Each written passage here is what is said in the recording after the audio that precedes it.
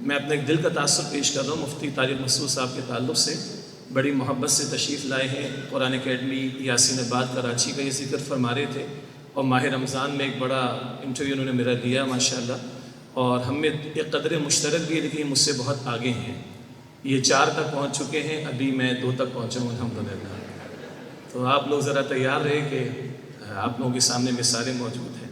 مفتی صاحب سے پوچھا گیا, وہ خود فرمایا کہ دھو کے حساب سے سالے ہیں. تو کسی انٹرویو میں پوچھا گیا بچے کتنے کا, وہ بھی ماشاءاللہ 18.25. یہ ان کے الفاظ ہیں. بہرحال یہ ہمارے لیے بڑے اعزاز کی بات ہے, خوشی کی بات ہے, آپ کی محبت ہے اور جامع الرشید کے بزرگوں کی محبت ہے. وہ ہم جاتے ہیں یا کبھی ہمارے یہاں تشریف لاتے ہیں تو اسی محبت کے ساتھ. اور آپ نے دیکھا ہمارے دونوں علماء, مفتی صاحب مفتی طاہر مسعود صاحب, مفتی حسین صاحب, ان حضرات نے وہ جو 2-3 اختلافی یا ایک اختلافی مسئلہ چھیڑا گیا اس پر کلام نہیں کیا. مفتی طارق مسعود صاحب نے بڑے میٹھے میٹھے انداز میں ہمیں گزار دیا وہاں سے. یہ حکمت ہوا کرتی ہے. البتہ مجھے بعض ساتھیوں نے توجہ دلائی کہ 2-3 باتوں کی بالکل مختصر وضاحت ہو جائے. نمبر 1, یہ وحدت الوجود کا مسئلہ علمی مباحث کا ایک گوشہ ہے. علمی میدان علماء کے درمیان یہ رہے تو اچھی بات ہے. البتہ ہمارے ایک محترم فاضل مقرر صاحب نے بڑی محبت سے ڈاکٹر صاحب کا ذکر خیر فرمایا, تو انہوں نے جو ذکر کیا ڈاکٹر صاحب نے اس پہ تفصیلی کلام کیا. تو سورۃ الحدید کی آیت نمبر 3 گھنٹوں میں بیانی محترم ڈاکٹر اسرار صاحب نے بیان فرمائی, اور یہ ذکر فرمایا کہ یہ مسئلہ اٹھتا ہے خالق و مخلوق کے ربط کا فلسفیانہ مسائل میں. اگر وہاں سے مسئلہ اٹھے گا تو ہمارے اسلاف میں سے کچھ کو جواب دینا پڑا, اس کو اس تناظر میں دیکھیں. اور بعد کے کچھ لوگوں نے ہمارے بزرگ کو بشمول شاہ ولی اللہ رحمۃ اللہ علیہ, شیخ احمد سرندی رحمۃ اللہ علیہ, ان بزرگوں پر الزامات کی بوچھاڑ کر دی. تو ڈاکٹر صاحب نے فرمایا کہ ان بزرگوں پر اگر اعتماد نہیں رہے تو ہم جائیں گے کدھر؟ اس اعتماد کے تعلق سے کہ ان پر حرف نہ آئے. بھائی یہ میں مسئلہ آپ کے سامنے بیان کر رہا ہوں, لیکن اس کو عقیدے کی بحث کے طور پر نہ لیجئے.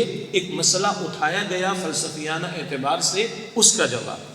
یہ جو میں نے 1 منٹ میں وضاحت رکھی ہے, ڈاکٹر صاحب نے اپنے سورۃ الحدید کے درس میں یہ وضاحت خاصی تفصیل سے رکھی ہے, بس ریکارڈ کی درستگی کے لیے بات سامنے آ جائے. ایک ذکر آ گیا تھا کہ جناب ڈاکٹر صاحب کے کلپ وائرل ہوتا ہے کہ تم اقامت دین کی جد و جہد نہیں کرتے, تمہاری نماز بھی قبول نہیں, تمہاری زکوٰۃ بھی قبول نہیں, وغیرہ وغیرہ. ہاں, یہ شدت جذبات بھی ہوتے ہیں, اور ایک شخص جب دین کا درد رکھتا ہے, امت کی ذبح حالی کو دیکھتا ہے, تو ابھارنے کے لیے کبھی جوش خطابت میں بھی بات آیا کرتی ہے. البتہ یاد رہے کہ کچھ عقائد, بڑے سادہ عقائد مفتی طارق مسعود صاحب نے زندگی آسان کر دی بہت سو کی, البتہ اس کی بحث میں جا کر بتاتے ہیں کہ عقیدہ بگڑ گیا تو نیکی قبول نہیں. حقوق العباد والی حدیث کا تذکرہ کرتے ہوئے بتاتے ہیں کہ نماز, زکوٰۃ, روزہ, حج بجا, مگر حقوق العباد کی کوتاہیاں لے کر آ رہے تو کل مسئلہ خراب ہو جائے گا. اس کو کچھ حضرات ذرا زیادہ شدت سے بیان کر دیں گے. مال حرام کے ساتھ دعا قبول نہیں ہے, تو اس کو کچھ زیادہ شدت سے بیان کر دیں گے. تو اگر ہم چند عبادات تک محدود رہیں اور امر بالمعروف نہی عن المنکر اور دیگر فرائض کو ادا نہ کریں, تو بھائی کل نجات کا مسئلہ پیش آ سکتا ہے. تو توجہ کر کے پورے کے پورے دین پر عمل کرنے کی محنت کی جائے. خود اللہ کی بندگی حتی الامکان, بندگی کی دعوت اور بندگی والے نظام کو قائم کرنے کی جد و جہد.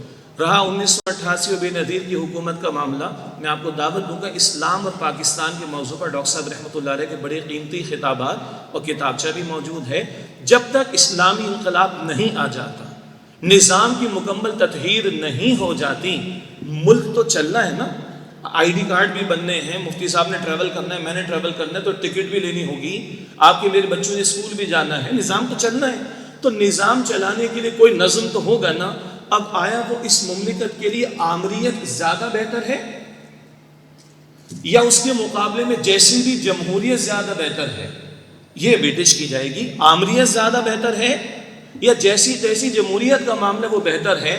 تو یہ خیال اکثر کہے کہ نہیں, اس آمریت میں تو بات کرنے کا بھی موقع نہیں ہوتا, جیسی تیسی جمہوریت میں بات کرنے, کام کرنے کا تو موقع ہوتا ہے. اس تناظر میں اگر ڈاکٹر اسرار صاحب نے اس بات کو بیان کیا تو اس کو اس تناظر میں لیا جائے تو امید ہے کہ انشاءاللہ تعالی بہتری ہوگی. اللہ آپ سب کو جزائے خیر عطا فرمائے. صبح سے لے کے شام تک اکثر ساتھی ہمارے ساتھ موجود رہے. اللہ اس محفل کو بابرکت بنائے.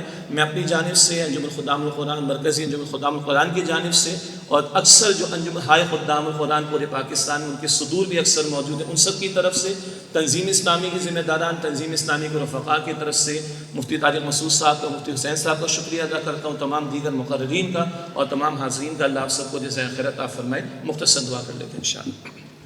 بسم اللہ الرحمن الرحیم، یا ذا الجلال والاکرام، یا ارحم الراحمین، یا اکرم الاکرمین، یا رب السماوات والارض، یا مالک الملوک، یا رب الارباب، اللهم صل على محمد وعلى آل محمد وبارك وسلم۔ ربنا تقبل منا إنك أنت السميع العليم وتب علينا إنك أنت التواب الرحيم۔ ربنا لا تزغ قلوبنا بعد إذ هديتنا